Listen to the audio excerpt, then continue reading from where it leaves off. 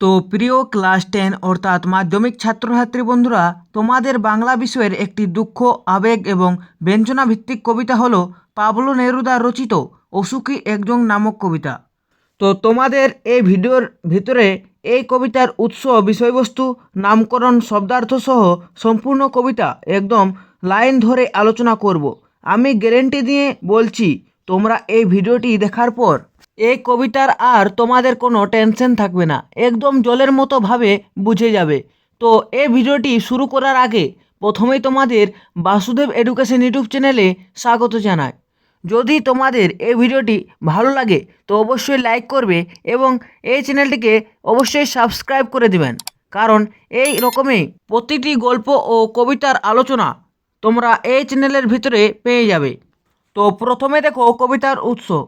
Pablo নেরুদার এক্সট্রাভাগারিয়া গ্রন্থে লা ডেসডি চাঁদা কবিতাটি নবারুণ ভট্টাচার্য অসুখী একজন নামে অনুবাদ করেন। নবারুণ ভট্টাচার্যের অনুদিত বিদেশি ফুলের রক্তের ছিটে গ্রন্থ থেকে অসুখী একজন কবিতাটি নেওয়া হয়েছে।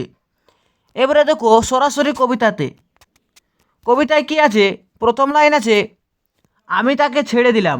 এখানে তাকে বলতে তার প্রিয়তমাকে অপেক্ষায় দাঁড় করিয়ে রেখে দরজায় আমি চলে গেলাম দূর দূরে। এই তিনটি লাইনের দ্বারা ব্যঞ্জনা প্রকাশ পেয়েছে। তারপরে দেখো, সে জানতো না আমি আর কখনো ফিরে আসবো না বলে। একটা কুকুর চলে গেল, হেঁটে গেল গির্জার এক নান। এই লাইনের অর্থ হলো, ব্যস্ত জনপদে অবাঞ্ছিত কুকুর, ধর্মপ্রাণা, সন্ন্যাসিনী সকলে চলে থাকে। তারপরে দেখো, একটা সপ্তাহ আর একটা বছর কেটে গেল। বৃষ্টিতে ধুয়ে দিল আমার পায়ের দাগ। ঘাস জন্মালো রাস্তায়, যে রাস্তা দিয়ে সে পার হয়েছিল সে রাস্তায় ঘাস জন্মিয়ে গেল। আর একটার পর একটা পাথরের মতো, আর একটার পর একটা পাথরের মতো, পরপর পাথরের মতো বছরগুলো নেমে এলো তার মাথার উপর। মানে অনেক বছর শেষ হয়েছে, তাও সে ফিরে আসেনি। তারপর যুদ্ধে এলো।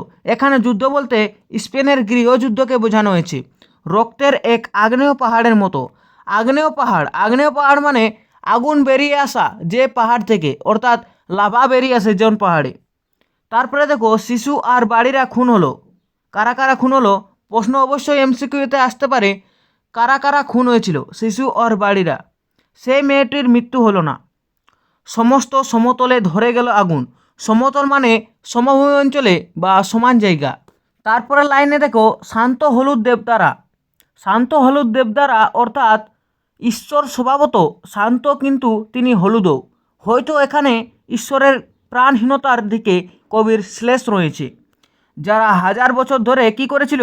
ডুবেছিল ধ্যানে, উল্টে পড়ল মন্দির থেকে টুকরো টুকরো হয়ে। দেবতারা কত বছর ধরে ধ্যানে ডুবেছিল? হাজার হাজার বছর ধরে।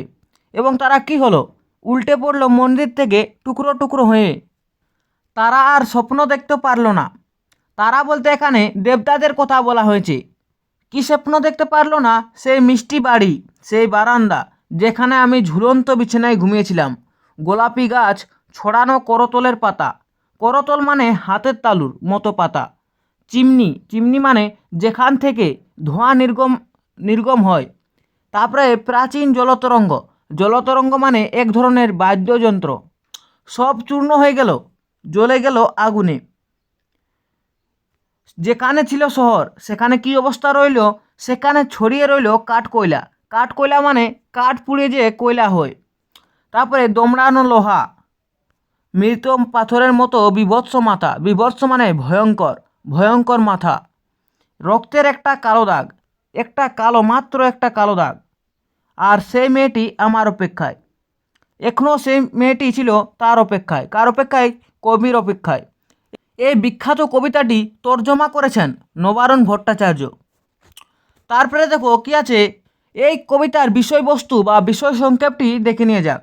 যুদ্ধক্ষেত্রে যাওয়া একজন বিপ্লবী ফিরে আসার প্রত্যাশা নিয়ে যান না, কিন্তু তার প্রিয়জন তার অপেক্ষাতে থেকে যায়। সে জানে না যে তার প্রিয়তম কোনোদিনও ফিরে আসবে না।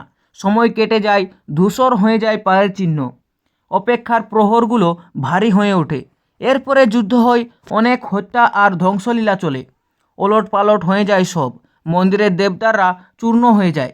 ফেলে আসা বাড়ি, বারান্দা, ঝুলন্ত বিছানা, গোলাপি গাছ, চিমনি জলতরঙ্গ অর্থাৎ যা কিছু ছিল সব যুদ্ধের তাণ্ডবে চূর্ণ হয়ে যায়। পড়ে থাকে কাঠকয়লা, দমড়ানো লোহা, পাথরের মূর্তির মাথা, কিন্তু এত ধ্বংসের মধ্যে মেয়েটি থেকে যায় অপেক্ষায়। এ অপেক্ষা অন্তহীন, কারণ প্রেম শাশ্বত। ধ্বংসস্তূপের মধ্যে তা জেগে থাকে, আর যুদ্ধের বিভৎসতাকে প্রেমিক কর্মশ বুঝতে বা মানতে পারে না।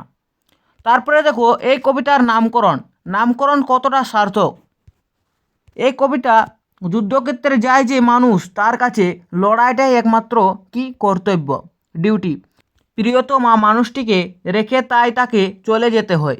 শুরু হয় আর এক মানুষের অপেক্ষার জীবন। সপ্তাহ বছর শেষ হয়ে গেলেও এই অপেক্ষার শেষ হয় না। যুদ্ধ ধ্বংসস্তূপ তৈরি করে দেয়, কিন্তু মেয়েটি বেঁচে থাকে। যে দেবতারা নিশ্চিন্ত ধ্যানে কাটিয়ে দিয়েছিল হাজার হাজার বছর, তাদের মূর্তির খণ্ড খণ্ড হয়ে যায় যুদ্ধের তাণ্ডবে। যে মানুষটি যুদ্ধে গিয়েছিল, তার ফেলে আসা সব কিছুই ধ্বংস হয়ে যায়, কিন্তু বেঁচে থাকে মেয়েটির তার অনন্ত অপেক্ষা নিয়ে।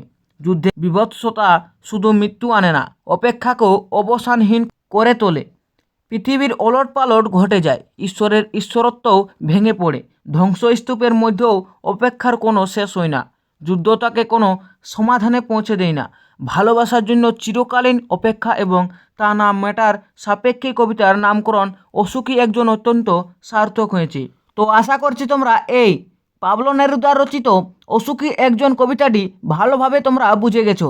তো যদি তোমরা ভালোভাবে বুঝে গেছো, তো অবশ্যই লাইক করবে এবং এরকমই এডুকেশন রিলেটেড ভিডিও পাওয়ার জন্য এই চ্যানেলটিকে অবশ্যই সাবস্ক্রাইব করে দেবেন। ধন্যবাদ।